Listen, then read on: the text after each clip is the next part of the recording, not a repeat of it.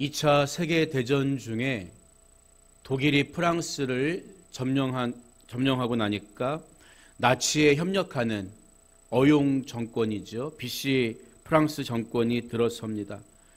여기에 저항한 프랑스 국민들의 저항 운동을 레지스탕스라고 부르죠. 그때 프랑스의 한 청년이 레지스탕스 일원으로 오해를 받아 감옥에 들어가게 됩니다. 그는 재판을 받는 중에 자신이 얼마나 결백한가에 관해 열심히 변호를 합니다. 하지만 그럼에도 불구하고 사형 언도를 받게 되지요. 그는 감방에 있는 다른 사람들에게 울면서 자신의 억울함을 호소했습니다. 그런데 그 감방에는 진짜 레지스탕스 행위로 잡혀온 사람이 있었던 거예요. 그 하소연을 들은 그는 이렇게 말하죠. 사랑하는 조국이 이렇게 어려운데 아무 일도 안 했으니까 너는 죽어 마땅하다. 하나님께서 우리에게 주신 율법은 613가지예요. 그 중에서 하라는 명령이 365가지고 하지 말라는 명령이 248가지죠. 하지 말라는 명령보다 하라는 명령이 압도적으로 많습니다. 이 613가지 율법을 요약한 게 10계명이잖아요. 10계명의 1계명부터 4계명까지는 하나님 사랑, 5계명부터 10계명까지는 이웃 사랑에 관한 계명입니다. 그래서 성경은 그러므로 사랑은 율법의 완성이니라 이렇게 요약해주고 있는 거예요. 그런데도 불구하고 우리는 하지 말라는 율법만 잘 지키면 내가 굉장히 하나님 말씀 잘 지키는 걸로 착각을 해요. 도적질하지 않고 간음하지 않고 살인은 더더욱 안 했기에 의로운 줄 안다는 거죠. 여러분, 하지만 이런 것들은 웬만한 세상 사람들도 대부분 다 안 하는 것들입니다. 오히려 우리 그리스도인들을 그리스도인답게 구분짓는 것은 하나님께서 하라고 명령하신 말씀을 구체적으로 실천하는 삶을 사는 거예요. 그 대표적인 게 사랑 아닙니까? 그런데 우리가 사랑하지 않고 살면서도 그게 죄인 줄 인정하지 않을 때가 많다는 거예요. 여러분, 만약에 예수님 믿고도 예수님 믿는 믿음이 있다고 하면서도 계속해서 죄를 짓고 그 죄를 끝내 회개하지 않는다면 어떻게 될까요? 오늘 우리가 듣게 되는 말씀은 하나님의 자녀로서 마땅히 해야 할 것을 하지 않은 죄가 얼마나 큰지, 그리고 그 죄에 대한 형벌이, 그 대가가 얼마나 무서운가에 관해서 가르쳐주고 있다는 거예요.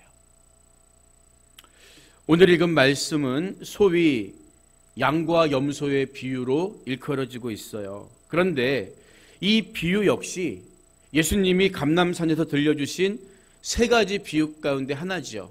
그래서 종말을 잘 준비해야 한다는 예수님의 가르침과 연결해서 해석해야 합니다. 특히 바로 앞에 나오는 달란트 비유와 연결되어 있는 말씀이기도 한데요. 달란트를 남긴다는 것이 구체적으로 어떤 삶이냐에 대한 가르침이 오늘 읽은 말씀의 내용이기 때문입니다. 먼저 본문 31절 이하에서 예수님은요, 인자가 자기 영광으로 모든 천사와 함께 올 때에 자기 영광의 보좌에 앉으리니 모든 민족을 그 앞에 모으고 각각 구분하기를 목자가 양과 염소를 구분하는 것 같이 하여 양은 그 오른편에 염소는 왼편에 두리라. 이렇게 말씀하세요. 예수님이 이 땅에 다시 오실 때의 모습에 대해서 자기 영광으로 모든 천사와 함께 오신다고 말씀하고 계십니다. 예수님이 2000년 전에 처음 이 땅에 오실 때에는 초라한 말구유 위에 누우셨지만 심판주로 재림주로 다시 오시는 날에는 영광 중에 모든 사람이 볼 수 있도록 천사와 함께 강림하신다는 거예요. 한번 생각해 보세요. 그렇게 많은 사랑을 베풀고도 사람들에게 버림받았던 예수님이잖아요. 심지어 사랑하는 제자들에게조차 배반을 당한 예수님이었습니다. 그래서 인간적으로 보면 이 땅을 사는 사람들 중에 가장 실패한 인생을 살았던 것처럼 보였던 우리 예수님께서 다시 오실 때에는, 마지막 날에는 그 누구도 따를 수 없는 영광의 자리에 앉아서 온 세상을 심판하게 된다는 거죠. 반대로 예수님을 죽였던 사람들, 조롱했던 사람들, 권세의 자리에 앉아서 예수님을 재판했던 사람들은 두려움과 공포 속에서 주님의 처분을 기다리는 신세가 될 것입니다. 여러분, 우리도 마찬가지라고요. 우리 삶에 대한 진짜 평가 또한 마지막 날에 결정된다는 것을 우리는 항상 기억하고 살아가야 합니다. 그래서 비록 지금 이 땅에서의 삶이 세상적으로 볼 때는 초라하고 병들고 내세울 게 없다고 해도 우리는 낙심하지 말고 말씀대로 믿음의 경주를 끝까지 경주해 가야 하는 것입니다. 주님만 바라보면서. 그런데 오늘 본문을 읽으면서 유의해야 하는 것은 양의 무리와 염소의 무리가 구분되는 근거는 명백하게 그들의 행위에 있었다는 거예요. 그들의 행위. 스스로 보수 신앙을 자처하는 분들 중에는 행위라는 말을 병적으로 싫어하는 분들이 있어요. 여러분, 하지만 이중 예정론 같은 특정한 교리에 집착하게 되면 오늘 본문에서 예수님이 하시려는 말씀이 들리지 않거나 의도적으로 예수님 말씀을 왜곡할 수도 있다는 거예요. 우리가 고백하는 교리, 믿음의 교리는 성경을 기반으로 만든 것이지만 그렇다고 해서 성경과 똑같은 권위를 갖는 것은 아니라고요. 그럼에도 불구하고 내가 믿는 교리를 먼저 앞세우면 성경에서 행위를 강조하는 말씀은 다 무시하게 되고 그로 인해 하나님이 바라시고 요구하시는 온전한 믿음의 사람이 될 수가 없는 것입니다. 여러분, 구원은 전적으로 하나님께 달려있으며 은혜의 영역입니다. 맞아요. 당연히 인간의 어떤 행위도 구원의 조건이 될 수가 없습니다. 하지만 하나님이 내미신 손을 붙잡는 것, 하나님이 원하시는 구원에 합당한 믿음을 갖는 것은 내가 해야 할 영역이라는 거예요. 내 믿음이 행위로 드러나지 않는다면 그것은 나 스스로 주장하는 믿음에 불과할 뿐 하나님이 인정해 주시는 진짜 믿음과는 거리가 멀다는 사실을 우리는 절대 간과하면 안 되는 것입니다. 그래서 앞선 달란트 비유라든지 양과 염소의 비유는 바로 이런 사실에 대한 예수님의 직접적인 가르침으로 볼 수 있는 거예요. 어떤 신학이나 어떤 교리도 성경 말씀보다 위에 있을 수는 없으며 예수님 말씀보다 중요할 수도 없는 것입니다. 그렇기 때문에 우리는 겸손하게 예수님이 하시는 말씀에 대해서 선입견 없이 겸손한 마음으로 들어야 하는 거예요. 들을 때 우리 믿음이 온전해지기 때문입니다. 오늘 우리가 읽은 말씀은 사실 비유라기보다는 마지막 심판에 대한 직접적인 묘사에 더 가깝지요. 다만 예수님 오른편에 서게 된 사람을 양들이라 칭하고 왼편에 선 사람들을 염소로 부르고 있는 것뿐이에요. 그런데 우리는 흔히 양은 뭔가 선하고 이런 아름다운 것을 상징하는 반면에 염소는 악하고 더럽고 추한 것을 상징한다. 이런 생각을 할 때가 참 많아요. 하지만 구약시대에 하나님께 제사를 드릴 때는요, 염소도 제물로 썼다고요. 특히 대속죄일에 하나님과 아사셀을 위한 제물로 사용된 것은 양이 아니라 염소였다는 것을 우리는 성경을 통해 알 수 있는 거예요. 만약에 염소 자체가 부정하거나 악한 짐승이라면 감히 하나님께 제물로 드릴 수가 없었을 것입니다. 간혹 염소의 뿔을 이야기하면서 들이받기 좋아하는 염소의 특성 때문에 염소가 악하다고 생각하는 분들도 계시겠지만 양이라고 해서 목자 말을 잘 들을까요? 그렇지 않아요. 속을 썩이는 것은 매한가지입니다. 그래서 당시 문화를 보면 목자가 양과 염소를 이 풀을 뜯는 가운데 구분 없이 섞어 놓았다고 해요. 양과 염소도 잘 섞여서 지냅니다.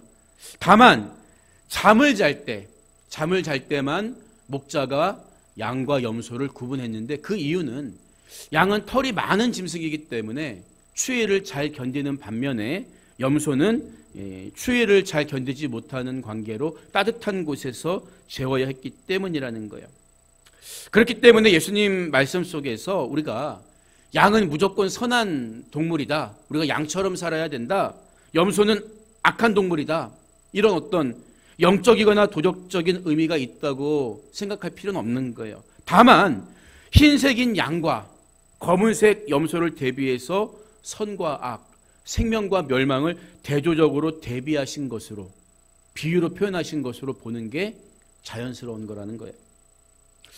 오히려 예수님 말씀 속에서 우리가 주목해야 하는 것은 양과 염소라기보다는 오른편과 왼편이라는 말씀입니다. 왜냐하면 구약시대부터 오른편은 영광과 존귀와 생명과 힘의 상징으로 이해되어 왔기 때문이에요. 그래서 우리가 즐겨 부르는 찬양, 하나님은 너를 지키시는 자, 그 찬양에도 그런 구절이 나오잖아요. 시편 121편 말씀인데 여호와는 너를 지키시는 이시라, 여호와께서 내 오른쪽에서 내 그늘이 되시나니, 이렇게 말해주고 있다고요. 반대로 왼편은 저주와 사망과 미련함과 힘의 상실을 상징했다는 거예요. 그렇기 때문에 예수님이 이 말씀 속에서 강조하고 계신 것은 어떤 양이나 염소의 특성이라기보다는 마지막 심판 때에는 정확하게 오른편과 왼편, 영생과 영벌로 양분된다는 것을 강조하고 계시다는 거죠. 무슨 이야기입니까? 마지막 날에는, 영혼의 때에는 구원과 심판 외에 중간이 없다는 거예요. 더 이상 우리에게 다른 기회도 주어지지 않는다는 것입니다. 오직 심판이냐 영생이냐, 이것만 있다는 거죠. 비유의 서두에서 자신을 인자라 칭했던 예수님은 이어지는 말씀에서는 스스로를 임금으로 묘사하고 계십니다. 성부 하나님으로부터 모든 영광과 권세를 다 부여받으신 예수님은 그 왕의 권세를 가지고 이 땅을 심판하고 영원히 통치하실 것이기 때문이에요. 그래서 임금은 먼저 오른편에 있는 양의 무리에게 뭐라고 말합니까? 34절을 보면 내 아버지께 복받을 자들이여, 나와 창세로부터 너희를 위하여 예비된 나라를 상속받으라, 이런 선언을 하시죠. 그리고 그 이유에 대해서 내가 줄일 때에 너희가 먹을 것을 주었고, 목마를 때에 마시게 하였고, 나그네 되었을 때에 영접하였고, 헐 벗었을 때에 옷을 입혔고, 병들었을 때에 돌보았고, 옥에 갇혔을 때에 와서 보았느니라. 구체적으로 6가지 이유에 대해서 설명해 주고 계십니다. 이 비유의 말씀처럼 임금이 오른편에 서게 한 이들의 특성, 그들이 상받은 이유, 임금이 힘들고 어려웠을 때 적극적으로 돌봐줬기 때문이다, 사랑을 실천했기 때문이다, 이 말씀이죠. 그런데 그들은 의아해합니다. 자신들은 한 번도 임금님을 그렇게 돌봐드린 기억이 없기 때문이에요. 하지만 임금은 40절을 보니까 너희가 여기 내 형제 중에 지극히 작은 자 하나에게 한 것이 곧 내게 한 것이라. 그들이 칭찬받은 이유를 구체적으로 설명해주고 계시다고요. 임금의 형제, 곧 예수님의 형제 중 지극히 작은 자 하나에게 한 게 곧 예수님께 해드린 것과 똑같다는 거예요. 그러면 예수님의 형제는 어떤 사람들일까요? 예수님은 누가 내 어머니며 내 형제냐? 사람들에게 이렇게 물으신 후에 스스로 답하시기를 누구든지 하늘에 계신 내 아버지의 뜻대로 하는 자가 내 형제요 자매요 어머니니라. 이렇게 가르쳐 주셨다고요. 따라서 이 말씀은 지극히 작은 자, 내 형제 중에 지극히 작은 자에게 한 게 내게 한 것이라, 이 말씀은 어떤 불특정 다수를 향한 선행이 아니라 하나님 뜻대로 살아가는 우리 믿음의 형제 자매, 교회 공동체 안에 있는 믿음의 식구들을 섬기고 돌보고 그들을 위해 눈물을 흘려가며 기도하는 것이 꼭 예수님께 한 것과 똑같은 것이다. 이 말씀이라는 것을 우리가 알 수 있어요. 그렇기 때문에 여기서 우리는 우리 교회가 행하는, 우리 성도들이 실천해야 하는 구체적인 돌봄과 섬김이 어떠해야 하는가에 대해 깨달을 수가 있는 거죠. 우리는 제일 먼저 믿음의 공동체 안에서 믿음의 형제와 자매들에게 먼저 선행과 돌봄을 실천해야 하는 거예요.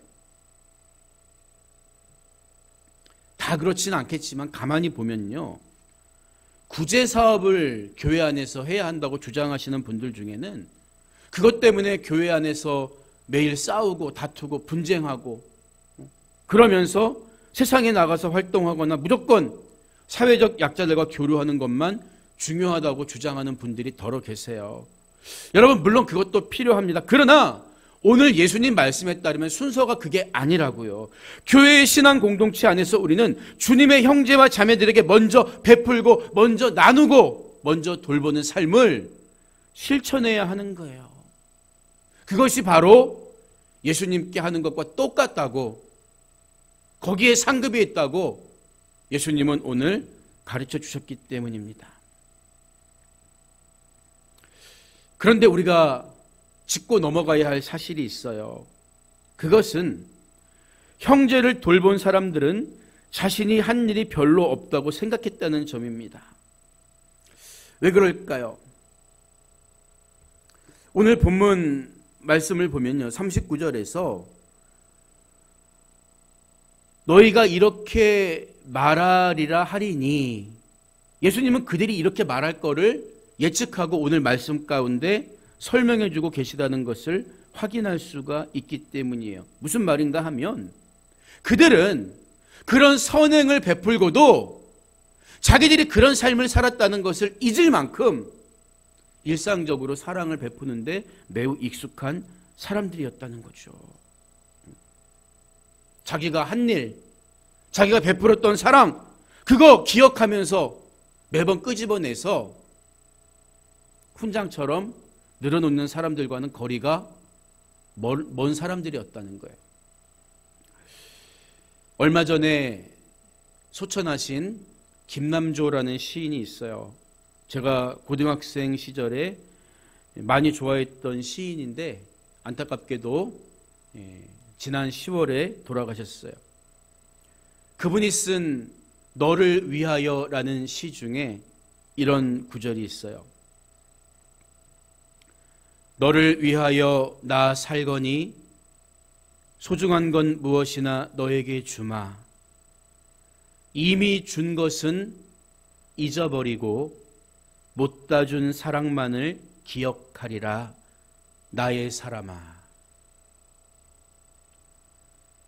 우리가 값없이 나를 위해 죽으신 예수님 사랑을 경험했다면 우리에게서도 마땅히 그런 사랑이 솟아나고 샘물처럼 흘러가야 하는 거예요. 시인이 노래했던 것처럼 이미 준 것은 잊어버리고 못다 준 사랑만을 기억하는 삶이 마지막 날 주님 오른편에 서 있는 사람들의 모습이었다고요. 주님은 그들을 그렇게 평가하신 거예요. 주님 앞에서 내가 얼마나 많은 사랑을 실천했는지, 그 행위가 얼마나 의로운지 태양같이 밝은 예수님의 의 앞에서는 촛불만도 못한 거예요. 이처럼 구원의 믿음을 가진 사람은, 상급받는 믿음을 가진 사람은 내가 자격이 없다고 고백하면서 오히려 준사랑은 잊어버리고 계속해서 사랑을 흘려보내는 주님 닮은 사람이라는 거죠. 하지만 오른편에 선 양의 무리와 달리 왼편에 선 염소 무리에게 임금님은 뭐라고 말합니까? 41절을 보면 저주를 받은 자들아 나를 떠나 마귀와 그 사자들을 위하여 예비된 영원한 불에 들어가라. 영원한 불, 지옥 아닙니까? 구체적으로 심판하세요. 그런데 본문에 나오는 영원한 불, 곧 지옥은 본래 누구를 위해 준비된 곳이었어요? 마귀와 그 사자들을 위해 예비된 곳입니다. 하나님은 처음부터 누구는 천국, 누구는 지옥에 들어가게 하려고 창조하신 게 아니라는 거예요. 지옥은 원래 인간의 존재 이유와 별개였다는 거죠. 하나님 형상대로 지음받은 인간에게는 지옥이 아니라 마땅히 상속받아야 할 나라만 있었다고 예수님은 말씀 가운데 우리에게 확인시켜주고 계신 것입니다. 그렇기 때문에 여기서 우리는 오른편에 서게 된 양의 무리들이나 마지막 때의 왼편에 서게 된 염소의 무리들이나 출발은 매한 가지였다는 것을 깨닫게 되는 거예요. 하나님은 당신의 형상대로 지음받은 우리 모두가 멸망하지 않고 죄를 지었더라도 그리스도 예수를 믿고 구원에 이를 수 있는 길을 예비해 놓으셨다는 거예요. 그게 하나님의 사랑이고 뜻이었습니다.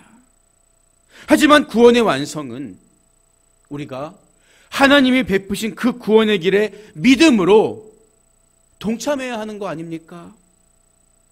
그러나 왼편에 있는 무리들은 하나님이 요구하시는 믿음으로 살지 않았던 거예요. 마치 마태복음 7장에 나오는 우리가 주의 이름으로 능력을 행하고 주의 이름으로 이런 일을 하지 않았습니까? 불법을 행하는 자들처럼 주님의 이름으로 무엇을 한다고 하면서도 주님의 마음과는 상관없는 삶을 살면서 아무런 열매, 가장 큰 율법인 사랑의 완성을 위해 살아가지 못했던 거예요. 그래서 비유 속의 임금님은 그들이 영원한 불에 들어가야 하는 이유에 대해 뭐라고 이야기합니까? 내가 줄일 때에 너희가 먹을 것을 주지 아니하였고 목마를 때에 마시게 하지 아니하였고 나그네 되었을 때에 영접하지 아니하였고 헐벗었을 때에 옷 입히지 아니하였고 병들었을 때와 옥에 갇혔을 때에 돌보지 아니하였느니라. 책망하시죠. 하지만 그들 역시 오른편에 서 있던 무리들처럼 납득하지 못해요. 그들은 임금님 곧 예수님을 그렇게 대우한 적이 없기 때문입니다. 그래서 임금님은 그들에게 45절을 보니까 이 지극히 작은 자, 내 형제 중에란 말이 생략되어 있지만 똑같은 얘기죠. 이 지극히 작은 자 하나에게 하지 아니한 것이 곧 내게 하지 아니한 것이니라.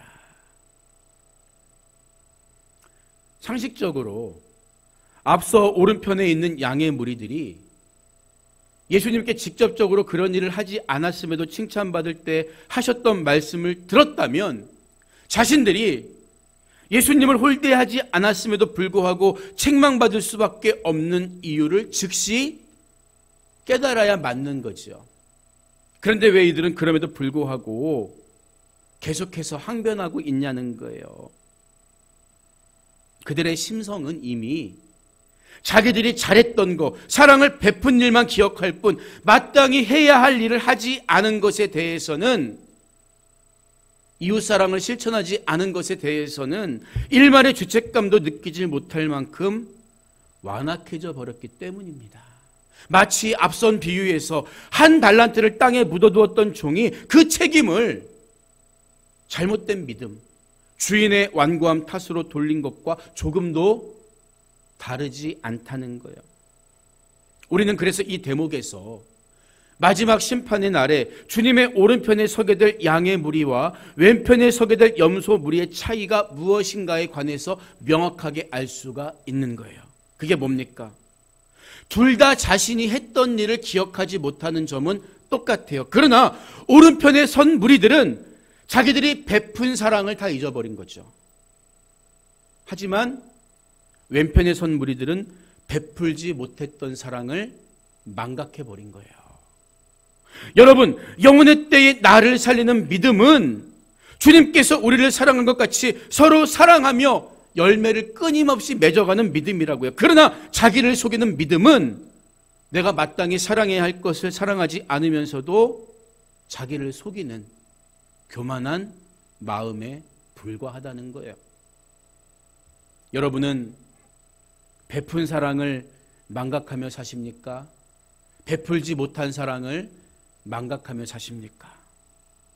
내가 이미 준 사랑, 준 거, 베푼 사랑, 그거 있는 게 진짜 사랑이에요. 베풀지 못한 사랑만 기억하고 그것을 끝까지 베풀기 위해서 몸부림치는 삶이 주님 닮은 삶이며 열매를 남기는 삶입니다. 바로 이것이 내가 받은 사랑과 은혜의 분량대로 사는 길이고 달란트를 남기는 길이라고 예수님은 마지막 양과 염소의 비유를 통해서 확인시켜 주고 계시는 거예요. 주님이 이 땅에 다시 오는 날, 또는 내가 개인의 종말을 그 전에 맞이해서 영혼의 때에 주님 앞에 섰을 때 주님은 똑같이 물어보실 거예요. 내가 너에게 준 사랑을 너는 얼마나 남겼느냐? 우리 주님이 묻는 것은 그저 몇 명을 교회에 데려와 앉혀놨느냐? 이거겠습니까? 그렇지 않아요. 내가 받은 주님의 사랑을 나의 삶 속에 그대로 재현했는가? 이웃을 대할 때 주님을 섬기는 그 마음으로 대했는가? 형제와 자매를 용서했는가? 그래서 그들도 나를 보면서 예수님의 마음을 품고 살도록 변화시켰는가? 이거를 물으시지 않겠습니까? 우리는 마땅히 이 질문에 대한 대답을 준비하면서 살아가야 해요. 바로 이것이 언제일지 모르는 주님의 재림 앞에 영혼의 때를 맞이하기 위해 깨어있는 삶을 사는 그리스도인들의 모습이라고 예수님은 말씀하고 계시기 때문이지요. 오늘 말씀을 마무리합니다. 사람들은 흔히 구원의 근거가 행위가 아닌 믿음에 있다는 사실을 강조하기 위해서 십자가에 달린 강도 이야기를 인용할 때가 많죠. 이제 조금 있으면 죽을 강도가 무슨 행위를 할 기회가 있었겠느냐, 선행할 기회가 있었겠느냐, 이런 몇 마디 말로 우리 믿음이 삶으로 드러나야 한다는 성경의 가르침을 외면하려고 할 때가 있다는 거예요. 여러분, 그런데 한번 생각해 보세요. 만약에 예수님이 강도에게 십자가에서 내려와 남은 일생을 살 수 있도록 은혜를 베풀어 주셨다면 이 강도가 어떤 삶을 살았을까요? 생각해 보셨나요? 이전처럼 남의 것 빼앗고 마음에 안 들면 죽이는 그런 삶을 살았겠습니까? 절대 그렇지 않았을 것입니다. 예수님은 그에게서 그런 믿음을 보셨기 때문에 구원해 주신 거예요. 성경에 기록된 예수님 만난 사람들, 성령으로 변화된 제자들의 삶을 돌아보면 모진 시련과 핍박 속에서 사랑을 잃어버렸다는 말이 나옵니까? 변질되었다는 말이 나옵니까? 그렇지 않아요. 처음 받았던 은혜의 분량대로 똑같이 살아갔습니다. 용서하기 힘든 것을 용서하고 사랑할 수 없는 것들을 사랑하는 삶을 살았다는 거예요. 저와 여러분도 그 사랑과 은혜를 경험하지 않았나요? 그런데 왜 사람들이 나에게서 그런 사랑을 읽어가지 못하는 걸까요? 어쩌면 해야 할 것을 하지 않는 것이 죄라, 사랑하지 않는 것이 죄라는 것을 우리가 망각하면서 살기 때문 아니겠습니까? 그러나 사랑을 실천하지 않는 삶은, 예수님을 닮아가지 않는 삶은 내가 받은 달란트를 그냥 땅에 묻어둔 종과 다를 바가 없다는 거예요. 믿음의 형제와 자매를 돌보지 않는 것, 그들을 위해 기도하지 않는 것은 우리 주님을 사랑하지 않는 것과 똑같은 죄라는 사실을 우리는 오늘 말씀을 통해 준엄하게 깨달아야 합니다.